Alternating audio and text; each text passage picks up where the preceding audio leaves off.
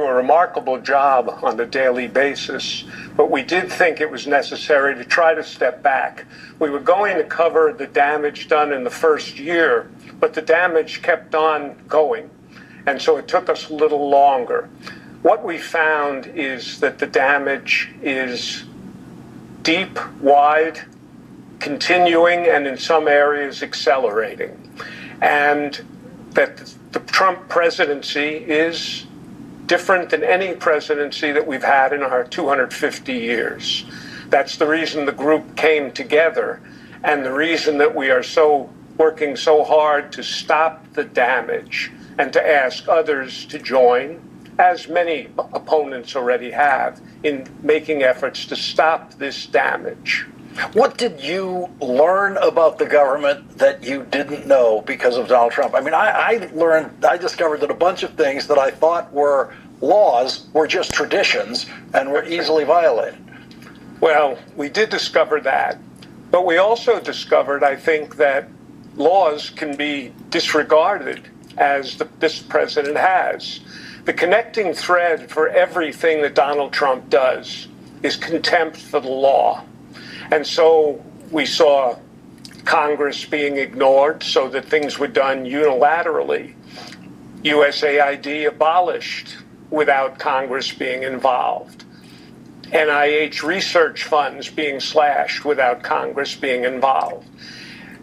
The president has done things that no president has done before. And I suspect when we read Project 2025, we would have thought, well, those are some substantially radical ideas, but they're going to have to pass Congress. Yes, that wasn't the plan, though.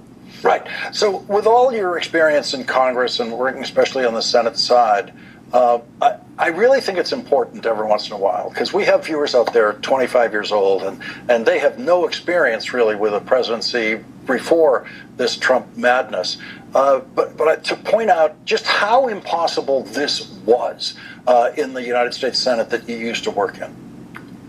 Well, it was impossible in the Senate I used to work in, and it was impossible in the one that you worked in. Those Senates regarded their responsibility as working with presidents when they could, checking them when not, clashing with them, making compromises, working together on a bipartisan basis. They understood the legislative process. They understood their responsibility. Those were senators that we knew that would be standing up very strongly against this president. Now, there are Democratic senators doing that.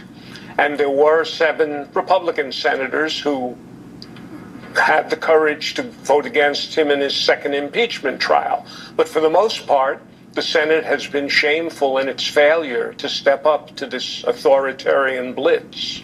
Yeah, that's one of the biggest surprises for me, was that both House and Senate Republicans just couldn't bring themselves to oppose Donald Trump almost in any way.